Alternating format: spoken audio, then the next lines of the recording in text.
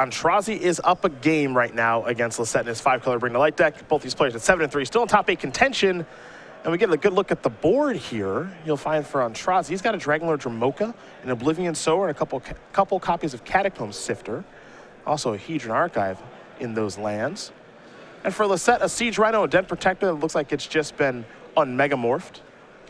And this feels like the type of matchup where, you know, this is where Aintrazi wants to be. Yeah. I'm not confident his matchup is good against extremely fast decks. He's got a lot of very slow cards in his deck, but against decks that are also trying to play a long game, he seems like he has a much more powerful top end.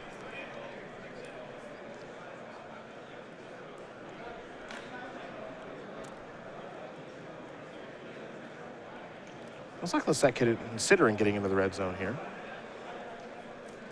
And he is. Aintrazi looking to block very quickly. Catacomb Sifters are going to get in front of Rhino. Oblivion Sower, a 5/8, looking to get in front of Den Protector.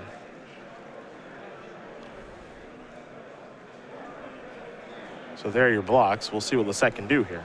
And Aintrazi very conscious of preserving his life total here. Almost a double chump block on the Siege Rhino here, but just trying to make sure he doesn't get killed by something like Abzan Charm. Den Protector going to bite the dust. There's some scries here. As Catacomb Sifter causes that to happen.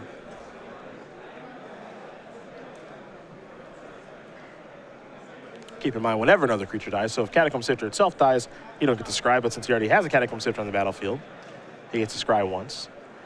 Abzan Charm is going to exile Dragonlord Dromoka. Pretty important play there for Joe, not just killing it, so Haven of the Spirit Dragon doesn't work its way into the equation. Yeah, exiling removal has definitely been impressive thus far this weekend. A little slow, and you can definitely have too much of it against the Atarka red style decks, but there's enough graveyard shenanigans that it has felt significant.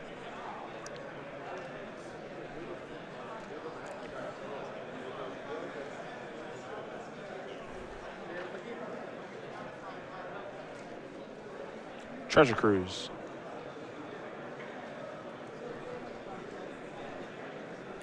And now, delving is a little complicated here in the face of Oblivion Sower. It's gotten a little harder. I guess at this point, Aintrazi has all the mana he could conceivably need. Oh, you would think so, right? Ali going to use the Haven of the Spirit Dragon. What's he going to get back? Oh, there's Nugan down there. Well, that'll change some things. Okay, that's a fine choice. Yep.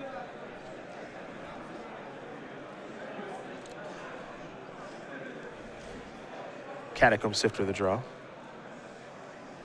That one's not as important as the dragon he's about to cast.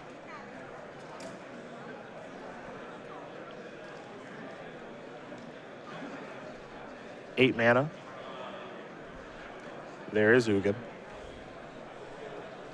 I'll come in, start at 7. -4, down to 3. See you later, Siege Rhino. There's a forest for the turn. Here's some attacks. It'll be for 7. Looks like Lossett is going to fall down to 7. Catacomb Sifter is the follow-up. It'll bring in Eldrazi Scion along with it. And now we go over to Lossett and see if there's a way to get out of this sticky situation.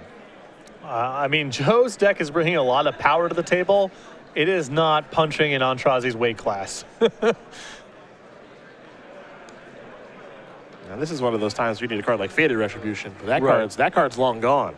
And also, can you really even afford to bring in cards like that against Aintrazi's deck? Are you even a favorite if you have sweepers? You might have to just focus on beatdowns and discard as your game plan.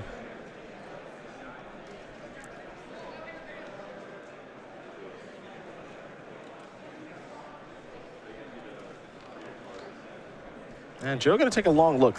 He's got 7 cards in his hand. Yeah, just cast up with Treasure Cruise. A lot of them appear to be lands, though. Yeah. And it looks like of his spells, 2 of them are Jaces.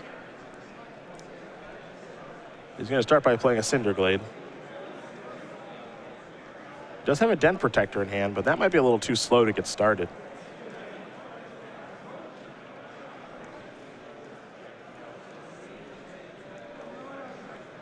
There's Den Protector. It'll be morphed, of course.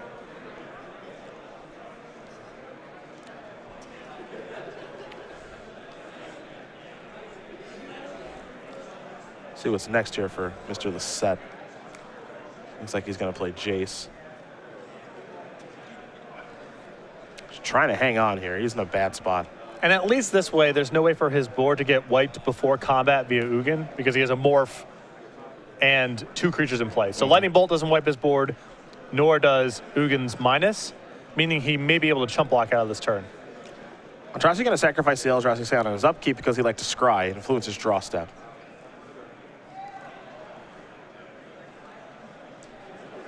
Yep. Ali is probably working on the assumption that that's a Den Protector, and is there a way to just get the kill this turn?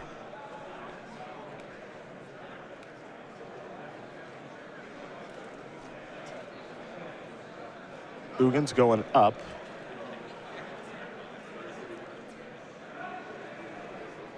See what it wants to shoot. That's the question. It's going to go after the morph. Yeah, just try to get the most information possible. Make Lossett commit mana.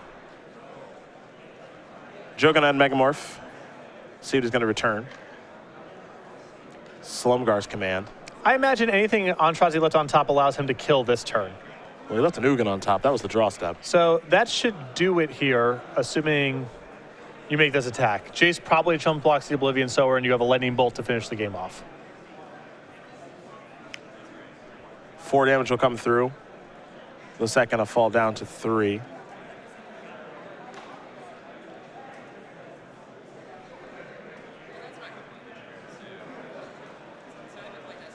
And looks like he's got 8 mana to cast another Ugin here.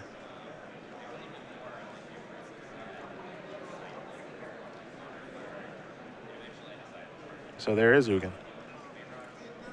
That'll come in, and he's going to shoot him. And I think that's going to take care of it. Ali Aintrazi is going to win this match over Joe Lossett, 2-0. 5-color Eldrazi going to take care of 5-color Bring to Light. And for Aintrazi, our Season 2 Invitational champion here, headed to the Players' Championship. Maybe Joe Lossett will be as well, but he's moving on. He's 8-3 now. And a painful loss there for Joe, most likely now out of top 8 contention. Still a great opportunity to pick up Open Series points. The top 16, the top 32 finishes, still quite valuable, but a 4th loss should knock him out of the top 8. Congratulations to Ali Aintrazi on his win, moving on to 8-3, and that's going to put a close here.